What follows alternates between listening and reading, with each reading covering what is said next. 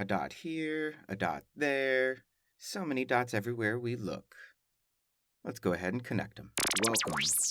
Don't adjust your dial.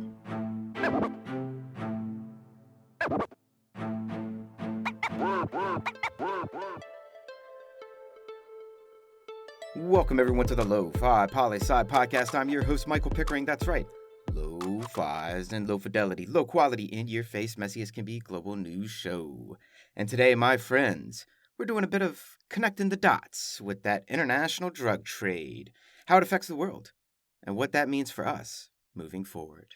And for a point of reference, we are going to start with 6 news stories from this year to help give us some perspective about what's been happening. First one, New York Times, January 24th of this year. Asia's El Chapo is arrested in Amsterdam. Next one, BBC, February 19 this year. Cocaine worth 184 million pounds found in banana boxes sent from Colombia. And our third one, BBC, less than a week after that last one, later on the 24th of February. Cocaine worth billions seized in record Germany and Belgium haul. Our fourth one comes from June 8th of this year and the BBC. Annam, hundreds arrested in massive global sting using messaging app. Our fifth story, this week from Reuters on June 30th. Senegal seizes 789 kilograms of cocaine hidden in cars on a ship. And our last story that we'll use to talk about the future of the international drug trade. Reuters, June 30th. Mexico's Supreme Court rules government should legalize recreational pot. So where to start other than to say, these are just a few of the major stories that have broken this year and last about the international drug trade and drug trafficking and police forces all over the globe trying to tackle this issue. You see, while most of the global economy was shut down for 2020 and going into 2021, the illicit drug trade, well shit, that economy was booming. Drug traffickers never took a break for COVID. Oh, no. But what does all this mean? And why is it important? And notice I said, why is this important? And not, is this important, like I normally say? Because I'm going to go ahead and tell you, this stuff matters. And one of the stories here, the UK police seized about $200 million worth of cocaine from Colombia, hidden in banana boxes. And the next one, in the largest drug seizure in European history, mind you, authorities seized cocaine in ports of Germany and Belgium with a combined value, or estimated value, of between 1.8 and 4.2 billion dollars. That's billions, people. The first one was $200 million. This one, 1.8 to 4.2 billion. There were almost 23 tons of coke between the two ports. Now, although the shipments came from Paraguay, it's believed the product originated in Brazil, and that Paraguay is just a transit country in this case. And how was the cocaine hidden this time? In small tins, about 1,700 tins that were supposed to be filled with carpentry putty. And the first few did have the putty in them, but then people realized it wasn't putty after that. And then this week, for the second time in this week in Senegal, almost 800 kilograms of cocaine was seized, coming from Brazil, hidden in new cars. And the product was intended for, wait for it, final destination, Europe. Twice in 1 week this happened in Senegal. And people, I cannot, again, stress enough, these are just a few of the many examples of major international drug seizures this year.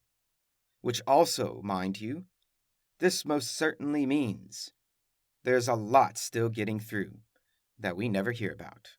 We'll get to that later, though.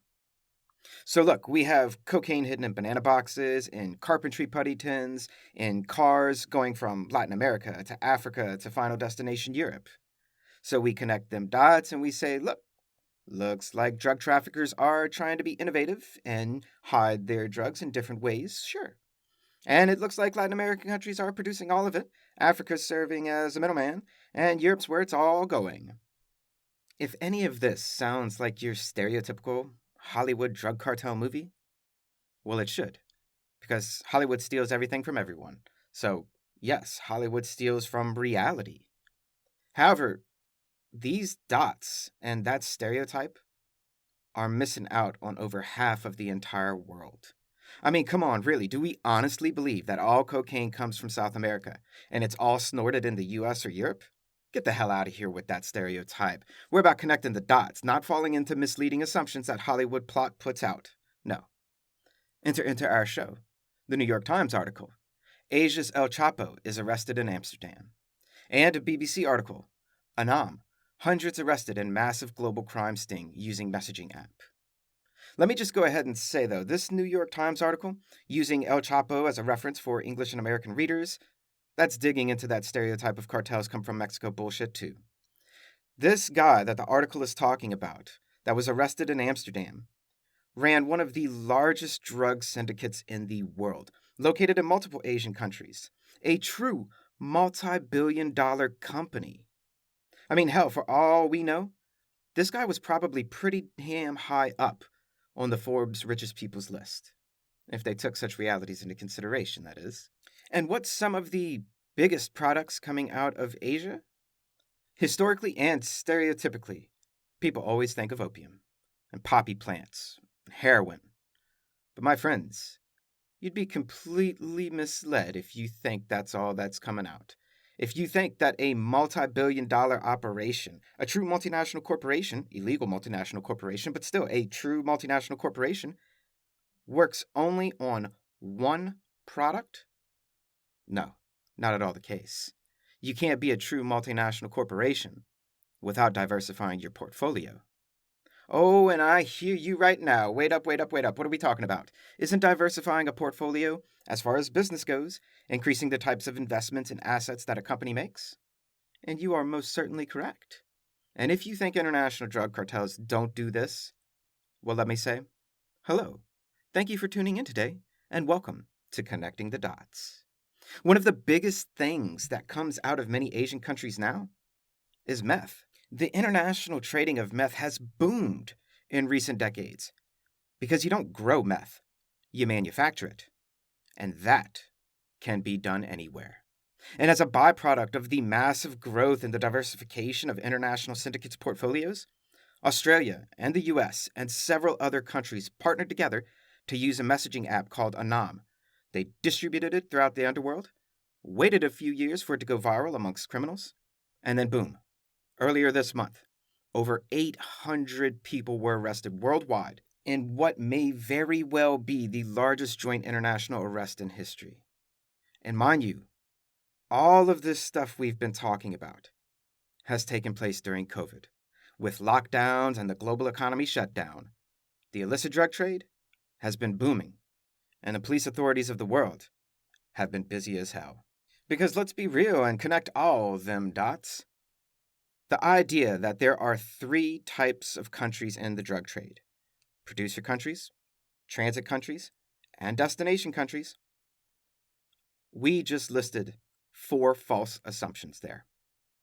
The first is that the drug trade is only that, a drug trade. International crime syndicates deal in a lot more than just drugs, period. Guns, human trafficking, sex trafficking, forced labor, funding of terrorism, terrorism itself, as well as legal things too. All of these groups have legal businesses made to help disguise where the money comes from. And enter into the picture international money laundering. So the drug trade is really the illegal economy of the world that deals in illicit materials. Point blank. We cannot separate one from the other because they are one and the same. And the next 3 false assumptions: producer, transit, and destination countries. This may, and that's a big very maybe, it may have at one point in time been true. But those days are dead and gone. All countries deal in all 3. All countries create, transport, and use materials from the illicit global economy. To think otherwise is to go into a problem looking for solutions and not seeing that which is truly in your face. Now, some of you out there may be thinking, yo, Lo-Fi, you really ain't telling us nothing we don't already know. The whole world be corrupt. I know, my friends. And I would say that would be our fifth false assumption as well. Time we connect this conversation to some politics across the world. Here we're going to use an example, a tragedy of an example, but one I believe many of you are aware of to illustrate where we're going. So Reuters World News, March 6, 2021. Headline: Uptick in crimes against Mexican politicians points toward violent midterm elections. Mexico, when they enter into election season, hundreds of candidates and politicians are murdered by international crime syndicates. And if you're thinking, I thought it was cartels, right? And you're right. But remember, cartels are international crime syndicates. And the fact that so many tragically lose their life every single election season in Mexico points to a very important fact about our previous false assumption. And the fact is, there are good people out there trying to make a difference. And the international crime organizations of the world do not want them being elected to office. And let's be clear, Mexico gets typecasted like this, but there are a lot of places that this happens. Mexico is not alone in this issue at all. And in many ways, you could argue that Mexico is actually used as an example by international crime organizations to show other would-be good politicians, this is what's going to happen if you don't fall in line, or if you don't drop out the race. And while it likely works in a lot of places, the idea that we're still hearing about it means that there are still good people trying to make a difference. Some other countries get a bad rap too. Their presidents or vice presidents being accused of narco-terrorism, for instance. But again, everywhere the international illicit economy pushes its influence into politics. What do you call a senator or a member of parliament being involved in high society escort services? You call that politicians funding sex trafficking and the international illicit economy, because they are all connected. But what about the future? How do you tackle the international drug trade? Answer: you don't. You tackle the entire global illicit economy. You know how people say that global warming and climate change is a global threat, and therefore requires a global response, like the Paris Climate Accords. Because if half the countries in the world go green, it's not going to matter because the other half will still be polluting. A global problem requires a global solution. If you created a Paris Climate Accords where every country in the world signs on to do something together, and then also agrees to do more each year, you may just have something. Or perhaps you go in the direction of Mexico and quite a few other countries. The story from Reuters this week, headline: Mexican Supreme Court rules government should legalize recreational pot. In comparison to what we're talking about, this seems like throwing a pebble not in a puddle, but throwing a pebble in an ocean. But the idea of legalization and regulating different portions of the illicit economy is definitely gaining steam all over the world. It's about taking part of international crime organizations' income away from them. Again, global problems require global solutions. And perhaps you out there have part of that solution in your head. I'm curious your thoughts on all of this. And that, my friends, is connecting the dots. Check us out tomorrow for Good News Friday, and be on the lookout Saturday. Issue 8 of Letters of the Lofi Poli Sci comes out. Get at me to be added to the emailing list. This week's theme: our pictures and words. Always remember that Lofi Poli Sci is more than just me. It's the we that we be. Peace and well-being to all my human beings out there. Much love and always the best. Pickering, signing off.